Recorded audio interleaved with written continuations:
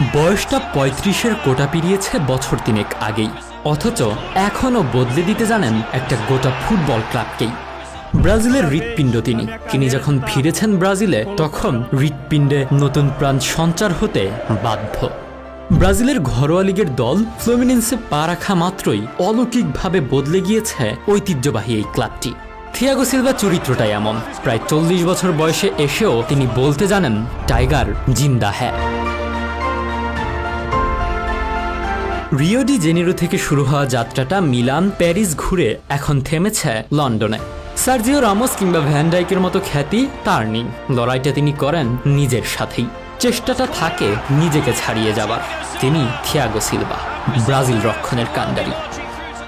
২০২২-২৩ মৌসুমের ফরাসি লিগ ওয়ানের দল পিএসজি থেকে ১ বছরের জন্য যান চেলসিতে। এবার দেশ ব্রাজিলে ফিরেছেন আবারও। ক্যারিয়ারের শেষ বেলাটা তিনি নিজের দেশেই শেষ করতে চান। ঠিকানা হয় ফ্লুমিনেন্স। থিয়াগো আসার আগে এই মৌসুমের ১৭টি ম্যাচে মোটে ১টি ম্যাচ জিতেছিল ক্লাবটি, কিন্তু বুড়ো থিয়াগো নতুন প্রাণের জোয়ার আনলেন ক্লাবের মনোবলে।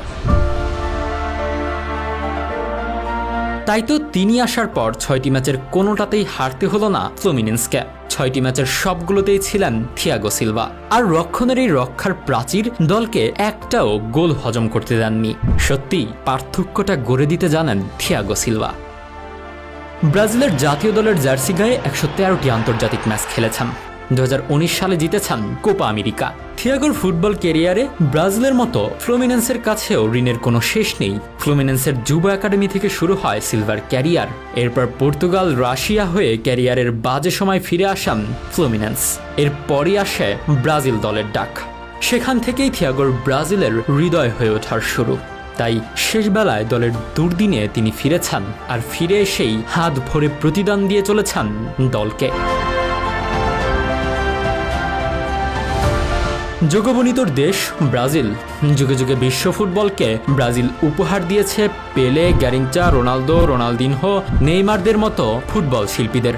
কিন্তু সেন্ট্রাল ডিফেন্ডার লুইস পেরেরা আদায়ের লুসিওতে এসে থমকে যেতে হয়। মাথা চুলকে আর কোনো বৈশ্বিক তারকার নাম মনে পড়ে না। লুসিওর রেখে যাওয়া মশালটাই ১ দশক ধরে বহন করে চলেছেন থিয়াগো সিলভা। জাতীয় দলে প্রথমবার আসার পর থেকে রক্ষণ ভাগকে আগলে রেখেছেন নিবিড় যত্নে। ছোটবেলায় অন্য ১০টা ব্রাজিলিয়ান বালকের মতোই রিও ডি জেনেরোর অলিগলিতেই ফুটবল খেলতে খেলতেই বেড়ে ওঠা থিয়াগো সিলভার। কিন্তু ছোটবেলায় কোনো ক্লাবই তাকে নিতে চায়নি।